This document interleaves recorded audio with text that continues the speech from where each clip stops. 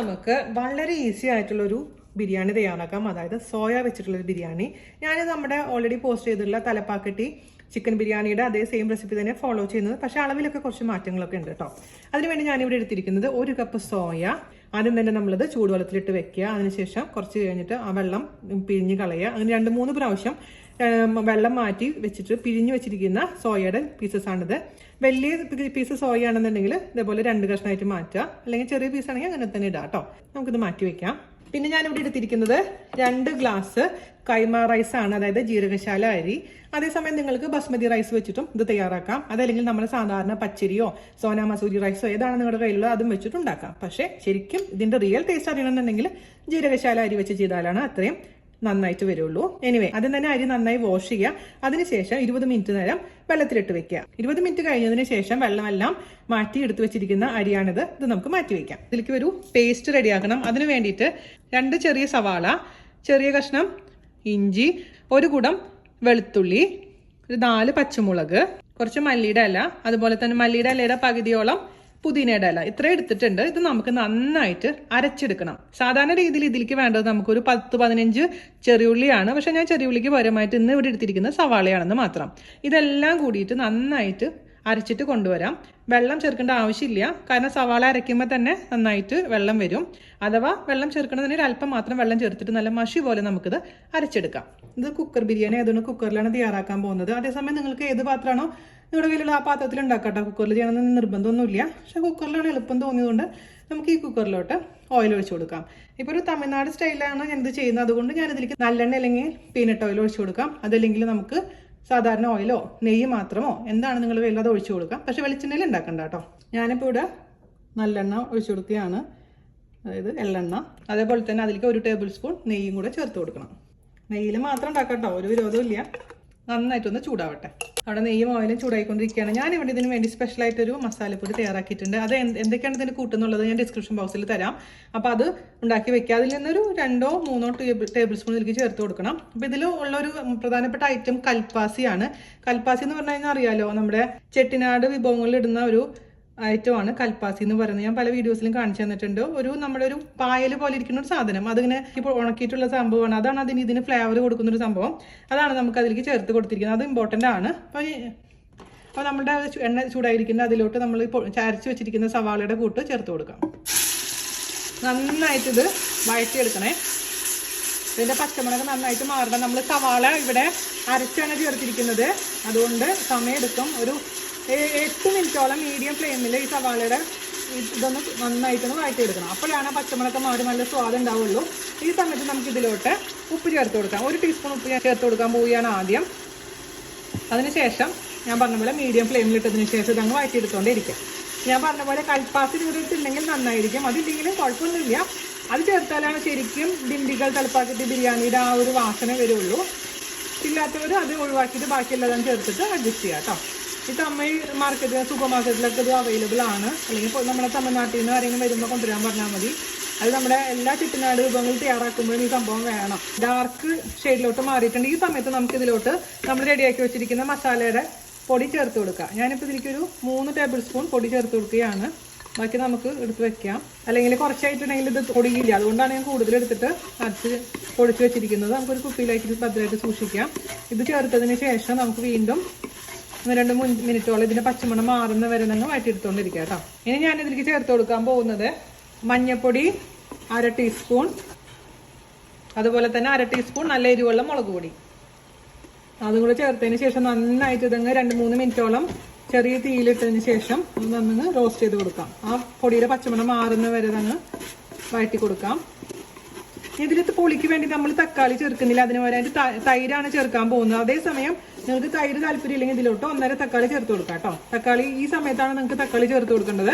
അങ്ങനെ 1.5 തക്കാളി ചേർത്തതിന് ശേഷം അടച്ച് വെച്ചിട്ട് നന്നായിട്ട് ഇടയ്ക്കിടയ്ക്ക് തുറന്ന് മിക്സ് ചെയ്തുകൊണ്ടിരിക്കുക. ഞാനിപ്പോൾ തൈരാണ് ചേർക്കാൻ പോകുന്നത്. 3/4 കപ്പ് അധികം പുളിയില്ലാത്ത തൈരാണ് ഇപ്പോൾ ഞാൻ ഇതിലേക്ക് ചേർത്ത് കൊടുക്കാൻ പോകുന്നത്. ഇനി പച്ചമുളക് മാറിയിട്ടുണ്ട്, തൈര് ചേർത്ത് കൊടുക്കാം. കട്ട അടച്ചതിന് ശേഷമുള്ള തൈരാണ് ചേർക്കേണ്ടത് കേട്ടോ. ഞാൻ ഇതിലേക്ക് ഒരു നുള്ള് ഷുഗർ ചേർക്കുന്നുണ്ട്. പക്ഷെ ഷുഗർ നിർബന്ധമൊന്നുമില്ല. ഷുഗർ ചേർക്കുമ്പോഴാണ് ആ ബിരിയാണിക്ക് ഒരു പ്രത്യേക സ്വാദ് വരും. പിന്നെ നിങ്ങൾക്ക് സോയയ്ക്ക് പകരമായിട്ട് മഷ്റൂം ചേർക്കാം, അല്ലെങ്കിൽ പച്ചക്കറികൾ മൊത്തത്തിൽ ക്യാരറ്റ്, ബീൻസ്, കോളിഫ്ലവർ അതുപോലെ തന്നെ പൊട്ടറ്റോ എന്താണെന്ന് വെച്ചാൽ നിങ്ങൾക്ക് ചേർത്ത് കൊടുക്കാം കേട്ടോ. സെയിം റെസിപ്പി അല്ല, ഞാനിപ്പോൾ ഇന്ന് സോയ മാത്രം ചേർക്കുന്നുള്ളൂ, കാരണം ഇവിടെ അവിക്ക് അതാണ് ഇഷ്ടം. അല്ലെങ്കിൽ മഷ്റൂം രണ്ടും ചേർക്കാം, എല്ലാം ചേർക്കാം, മിക്സ്ഡ് ബിരിയാണി ആക്കാം. അപ്പോൾ ഇനി നമുക്കിതിലേക്ക് എടുത്ത് വെച്ചിരിക്കുന്ന സോയയുടെ പീസസ് ചേർത്ത് കൊടുക്കാം. അതിനുശേഷം നന്നായിട്ട് അങ്ങ് മിക്സ് ചെയ്ത് കൊടുക്കാം. ഒന്ന് കുക്കായിക്കോട്ടെ. മീഡിയം ഫ്ലെയിമിലോട്ട് തീ മാറ്റാം. ലോ ഫ്ലെയിമിലായിരുന്നു നമ്മൾ തീ വെച്ചിരുന്നത് ഇത്ര നേരം. എന്നിട്ട് ഇച്ചിരി പഞ്ചസാര ചേർത്ത് കൊടുക്കാം. ഞാൻ നേരത്തെ പറഞ്ഞ പോലെ ഈസിയസ്റ്റ് ബിരിയാണി എന്ന് പറഞ്ഞാൽ ഈസിയസ്റ്റ് ബിരിയാണി അതത്. പറ്റുമെങ്കിൽ അടച്ചു വെച്ചിട്ട് വേവിക്കാം പാത്രത്തിലൊക്കെ ആണെന്നുണ്ടെങ്കിൽ, അല്ലെങ്കിൽ അതിൽ കിടന്ന് വെന്തോട്ടെ. കാരണം കുറച്ച് നേരം ഈ സോയ കുക്ക് ചെയ്താൽ മാത്രമാണ് അതിലേക്ക് എല്ലാം പിടിക്കുകയുള്ളൂ. ഇതിലേക്ക് നമുക്ക് 1 ടേബിൾ സ്പൂണോളം ലെമൺ ജ്യൂസ് ഒഴിച്ചു കൊടുക്കാം. മിക്സ് ചെയ്യാം. ഇനി ബിരിയാണിക്ക് ഒരുപാട് എരിവൊന്നും പാടില്ല കേട്ടോ. നമ്മൾ ചേർത്തിരിക്കുന്ന ആ മസാലക്കൂട്ടിൽ പെപ്പറൊക്കെ ഉണ്ട്, അതുകൊണ്ട് അത്യാവശ്യം എരിവുണ്ട്. ഒരുപാട് എരിവായി കഴിഞ്ഞാലും കഴിക്കാൻ കൊള്ളൂല. പിന്നെ ചിക്കനൊക്കെ ആണെങ്കിലല്ലേ നമുക്ക് കുറച്ചും കൂടി സ്പൈസ് ആവേണ്ട ആവശ്യമുള്ളത്. സോയ ആണെങ്കിലും അതിൻ്റെ ആവശ്യമില്ല. അപ്പോൾ നന്നായിട്ടൊന്ന് കുക്കാവട്ടെ കേട്ടോ. നമ്മുടെ സോയൊക്കെ നന്നായിട്ട് ഒരു പകുതി കുക്കായിട്ടുണ്ട്. ഇതിലോട്ട് നമുക്ക് ഈ സമയത്ത് അരി ചേർത്ത് കൊടുക്കണം. അരിയും കൂടെ ചേർത്ത് നന്നായിട്ട് അങ്ങ് മിക്സ് ചെയ്ത് കൊടുക്കാം. ഇതിപ്പോൾ ഞാൻ പറഞ്ഞില്ലേ, ഞാൻ ഉപയോഗിക്കുന്നത് ജീരകശാല അരിയാണ്. അതേസമയം നിങ്ങളുടെ അടുത്ത് ബസ്മതി അരി ആണെങ്കിൽ നമ്മൾ ചേർക്കുന്ന വെള്ളത്തിന്റെ അളവിൽ മാറ്റം വരും. 1 ഗ്ലാസ് അരിക്ക് 2 ഗ്ലാസ് വെള്ളം എന്നുള്ളതാണ് ജീരകശാല അരിക്ക് ഞാൻ ചേർത്ത് കൊടുക്കാൻ പോകുന്നത്. അതേസമയം ബസ്മതി റൈസ് ആണെങ്കിൽ 1.5 ഗ്ലാസ് വെള്ളം മതിയാവും. അപ്പം ഞാനിപ്പോൾ 2 ഗ്ലാസ് അരി ആയതുകൊണ്ട് 4 ഗ്ലാസ് വെള്ളം ഒഴിക്കും. അതേസമയം ബസ്മതിക്ക് നിങ്ങൾ 3 ഗ്ലാസ് വെള്ളം ഒഴിച്ചാൽ മതിയാവും കേട്ടോ. അല്ലെങ്കിൽ ഓവറായിട്ട് അങ്ങ് വെന്തുടഞ്ഞു പോകും. അതുകൊണ്ടാണ് ഞാൻ പ്രത്യേകിച്ച് എടുത്ത് പറയുന്നത്. ഓരോ അരി അനുസരിച്ചും വെള്ളത്തിന്റെ അളവിൽ മാറ്റം വരും. ഇതിലോട്ട് ഞാൻ 4 ഗ്ലാസ് വെള്ളം ഒഴിച്ചു കൊടുക്കാൻ പോവുകയാണ്. സാധാരണ വെള്ളം കേട്ടോ, ചൂടുവെള്ളമൊന്നുമല്ല, നോർമൽ വാട്ടർ. മിക്സ് ചെയ്യാം. സൈഡിൽ നിന്നൊക്കെ ഉള്ളതൊക്കെ ഇതിലോട്ട് അങ്ങ് വടിച്ചിട്ട് കൊടുക്കുക. അതിനുശേഷം നന്നായി ഇളക്കി കൊടുക്കുക. താഴെയൊന്നും ഉണ്ടാവാൻ പാടില്ല. അടി പിടിക്കാതിരിക്കാൻ വേണ്ടിയിട്ടാണ് പ്രത്യേകിച്ച് പറയുന്നത്. എന്നിട്ട് നമ്മൾ രുചി നോക്കുക. രുചി നോക്കുമ്പോൾ ഒരു രുചി ഉണ്ടാവില്ല. അത് കണ്ടിട്ട് നിങ്ങൾ പേടിക്കണ്ട. അപ്പോൾ നിങ്ങൾ ശ്രദ്ധിക്കേണ്ട കാര്യത്തിൽ ഉപ്പ് ഇച്ചിരി മുന്നോട്ട് നിൽക്കണം. ഒരല്പം പുളിയും വേണം. അത്ര അതിൻ്റെ ടേസ്റ്റ് ഇപ്പോൾ നിങ്ങൾ നോക്കിയാൽ മതി. അപ്പോൾ ഞാൻ രുചിച്ച് നോക്കട്ടെ. ഇപ്പോൾ രുചി നോക്കുമ്പോൾ ഒരു ചെറിയ എവിടെയോ ഒരു കയ്പ്പ് രസം പോലെയൊക്കെ തോന്നും. ഡോണ്ട് വറി, ഉപ്പ് കുറവാണ്. 1 ടീസ്പൂൺ ഉപ്പ് ഞാൻ ചേർത്ത് കൊടുത്തിട്ടുണ്ടായിരുന്നു. ഒരു 1/2 ടീസ്പൂൺ കൂടി ഇട്ട് കൊടുക്കുന്നുണ്ട് കേട്ടോ. ഉപ്പിൻ്റെ അളവൊക്കെ നിങ്ങളുടെ ഇഷ്ടത്തിനനുസരിച്ച് മാറ്റം വരുത്തണേ. എപ്പോഴും ബിരിയാണി ചെയ്യുമ്പോൾ ഞാൻ എപ്പോഴും പറയാറില്ല, ഒരു അല്പം ഉപ്പ് മുന്നോട്ട് നിൽക്കണം. എങ്കിൽ മാത്രമാണ് ചോറൊക്കെ കുക്കായി വരുമ്പോൾ ആ പെർഫെക്റ്റ് ആയിട്ട് ഉപ്പ് ഉണ്ടാവുള്ളൂ. ഞാനിപ്പോൾ 2 ടീസ്പൂണിനടുത്ത് ഉപ്പ് ചേർത്ത് കൊടുത്തിട്ടുണ്ട്. പുളിയെല്ലാം പെർഫെക്റ്റ് ആണ്. എരിവുണ്ട്. ഇനി എരിവ് ഞാൻ പറഞ്ഞു, ഒരുപാട് എരിവ് വേണ്ട ഇതിന്. നിങ്ങൾക്ക് അങ്ങനെ എരിവ് കുറവ് പോലെ തോന്നുകയാണെങ്കിൽ ഒരു അല്പം കൂടെ കുരുമുളക് പൊടി ചേർത്ത് കൊടുത്താൽ മതി. വേറെ ഒന്നും ഇടണ്ട. തിളയ്ക്കാൻ തുടങ്ങിയിട്ടുണ്ട്. തിളയ്ക്കുമ്പോൾ നന്നായിട്ട് ഒന്നുകൂടെ താഴേന്ന് ഒന്ന് ഇളക്കി കൊടുക്കുക. താഴേന്ന് അടി പിടിച്ചിട്ടില്ല എന്ന് ഉറപ്പ് വരുത്തുക. അതിനുശേഷം തീ കുറയ്ക്കണം. ലോ ഫ്ലെയിമിലോട്ട് നമ്മൾ തീ മാറ്റാം. ലോ ഫ്ലെയിമിൽ ഇട്ടതിന് ശേഷം അടയ്ക്കാം. കുക്കറിന്റെ വിസിൽ വെക്കരുത്. എപ്പോഴും എല്ലാവർക്കും ഉള്ള സംശയമാണ്, വീണ ചേച്ചി മറന്നുപോയതൊന്നും അല്ല. വെയിറ്റ് വെക്കണ്ട. വെയിറ്റ് ഇല്ലാണ്ട് 7 മിനിറ്റ് നമുക്ക് ലോ ഫ്ലെയിമിൽ കുക്ക് ചെയ്യാം. കറക്റ്റ് സമയം നോക്കണം. 7 മിനിറ്റ്. ഏത് ബിരിയാണി ആണെങ്കിലും ഏത് അരി ആണെങ്കിലും 7 മിനിറ്റ്.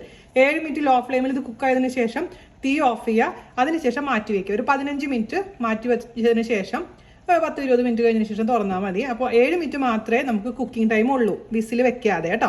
അപ്പോൾ ലോ ഫ്ലെയിമിൽ 7 മിനിറ്റ് മറക്കണ്ട. ഒരു അലാം വെച്ചോളൂ. 7 മിനിറ്റ് കഴിഞ്ഞതിന് ശേഷം നമുക്ക് ഓഫ് ചെയ്യാം. അപ്പോൾ 7 മിനിറ്റ് കഴിഞ്ഞിട്ടുണ്ട്. ഞാൻ ഓഫ് ചെയ്തിട്ടുണ്ട് കേട്ടോ. നമുക്കിനി ചൂടില്ലാത്ത അടുപ്പിലോട്ട് മാറ്റി വെക്കാം. ഒരു 15 മിനിറ്റ് മാറ്റി വെച്ചതിന് ശേഷം നമുക്ക് ഓപ്പൺ ചെയ്ത് നോക്കാം കേട്ടോ. അതുവരെ തൊടയെ വേണ്ട, അങ്ങനെ ഇരുന്നോട്ടെ. ഇപ്പോൾ ഒരു 10-20 മിനിറ്റ് കഴിഞ്ഞിട്ടുണ്ട് കേട്ടോ. നമുക്ക് തുറക്കാം. എന്നിട്ട് ഒരു ഫോർക്ക് വെച്ചതിന് ശേഷം നമുക്ക് റൈസ് ഇങ്ങനെ മേലോട്ട് എടുക്കും. അപ്പോൾ നിങ്ങൾ നോക്കുമ്പോൾ ഭയങ്കരമായിട്ട് ഇങ്ങനെ വെന്തുടഞ്ഞ പോലെയൊക്കെ തോന്നും. ഡോണ്ട് വറി, കുറച്ച് കഴിയുമ്പോൾ കറക്റ്റ് ആയിരിക്കും. പിന്നെ ബസ്മതി റൈസ് ഞാൻ പറഞ്ഞില്ലേ, വെള്ളത്തിൻ്റെ അളവ് കുറയ്ക്കണം. അപ്പോൾ ഒരു ഫോർക്ക് വെച്ചിട്ട് ഇങ്ങനെ ആക്കുക. ചൂട് ഇച്ചിരി ആറിക്കഴിഞ്ഞാൽ റൈസൊക്കെ ഇങ്ങനെ തനിയെ വന്നോളൂ കേട്ടോ. എന്നിട്ട് ഇതിൻ്റെ രുചി ഒന്ന് നോക്കുക. നമ്മൾ രുചിച്ച് നോക്കിയിട്ട് തന്നെയാണ് അത് വെച്ചിട്ടുണ്ടായിരുന്നത്. എന്നാൽ പോലും കറക്റ്റാണെന്ന് നോക്കുക. എന്തെങ്കിലും കുറവുണ്ടെങ്കിൽ ആഡ് ചെയ്ത് കൊടുക്കുക. 4 പേർക്ക് കഴിക്കാൻ പറ്റുന്നൊരു അളവാണ് കേട്ടോ അത്. അപ്പോൾ ഇതിൻ്റെ കൂടെ നമുക്ക് റൈത്തയും അതുപോലെ തന്നെ എന്തെങ്കിലും പിക്കിളുണ്ടെങ്കിൽ കുശാൽ. പിന്നെ തമിഴ്നാട്ടിലാണെങ്കിൽ നമ്മൾ ഗോബി 65 ഒക്കെയാണ് അവർ തരുക ഇതിൻ്റെ കൂടെ. അപ്പോൾ അതുണ്ടെങ്കിൽ അതിനേക്കാളും സൂപ്പറായിരിക്കും. അപ്പോൾ ഇത്രയുള്ളൂ പരിപാടി. ഞാനിനി സെർവ് ചെയ്തിട്ട് ഫോട്ടോ എടുത്തിട്ട് നമുക്കൊന്ന് ടേസ്റ്റ് ചെയ്യാം. ഓക്കെ. അപ്പോൾ നമ്മുടെ ബിരിയാണി കണ്ടില്ലേ, നല്ല ഉലർന്നിരിക്കുന്നുണ്ടല്ലേ. ചൂടാറിയപ്പോൾ നല്ല അടിപൊളിയായിട്ട് വന്നിട്ടുണ്ട്. നല്ല പെർഫെക്റ്റ് ആയിട്ട് കുക്കായിട്ടുണ്ട്. എല്ലാം ഇതിൻ്റെ ടേസ്റ്റൊക്കെ നോക്കിയപ്പോൾ സൂപ്പറായിട്ടുണ്ട് കേട്ടോ. അപ്പോൾ നമുക്ക് ഒന്ന് കഴിച്ച് നോക്കിയാലോ. അപ്പോൾ ഇതിൻ്റെ ഉള്ളിൽ നിങ്ങൾക്ക് ഇഷ്ടമുള്ള പച്ചക്കറികൾ ഇടണമെങ്കിൽ കുറച്ചും കൂടെ നന്നായിരിക്കും. അപ്പോൾ ഇതിൻ്റെ കൂടെ നമ്മൾ റൈത്ത അതേപോലെ തന്നെ ഇന്ന് കഴിഞ്ഞ ദിവസം ഇട്ടുണ്ടായിരുന്ന ഇൻസ്റ്റന്റ് പിക്കിളിൽ നീളത്തിൽ മാങ്ങ അരിഞ്ഞിട്ടുള്ള പിക്കിള് സൂപ്പറാണ് കേട്ടോ, പറയാതിരിക്കാൻ പറ്റില്ല. ചാഞ്ചേട്ടന് ഭയങ്കര ഇഷ്ടമായത്. അപ്പം അതും കൂട്ടിയിട്ട് ഒരു പിടി പിടിക്കാം. സാധാരണ ഇതിൻ്റെ ഞാൻ എപ്പോഴും ഡേറ്റ്സ് ലെമൺ പിക്കിളാണ് കഴിക്കാറുള്ളത്. പക്ഷേ ഈ ഒരു കോമ്പിനേഷൻ സൂപ്പർ ആയതുകൊണ്ട് ഇതാണ് ഞാൻ ഇന്ന് പ്രിഫർ ചെയ്യുന്നത്. അപ്പോൾ നമുക്കൊരു വായ കഴിക്കാം കേട്ടോ. റൈത്തേ പിക്കിളും ഇത് ബാച്ചിലേഴ്സിനും തിരക്കുള്ള ജോലിക്കൊക്കെ പോകുന്ന അമ്മമാർക്കൊക്കെ പറ്റുന്ന സൂപ്പർ ഈസി ആയിട്ടുള്ള റെസിപ്പിയാണ്. ഈവൻ എന്താ പറയുക, പിള്ളേർക്ക് പോലും ട്രൈ ചെയ്യാൻ പറ്റുന്ന റെസിപ്പി. അപ്പം ഞാൻ കഴിക്കട്ടെ കേട്ടോ. അടിപൊളി എന്ന് പറഞ്ഞാൽ അടിപൊളിയുണ്ട് കേട്ടോ. എല്ലാവരും തയ്യാറാക്കി നോക്കാം. അതിനുശേഷം അഭിപ്രായം പറയാനും വീഡിയോ മാക്സിമം ഷെയർ ചെയ്യാനും മറക്കരുത്. അപ്പോൾ അടുത്ത അടിപൊളിയായ റെസിപ്പി ആയിട്ട് വരുന്നവരെ നന്ദി, നമസ്കാരം. താങ്ക്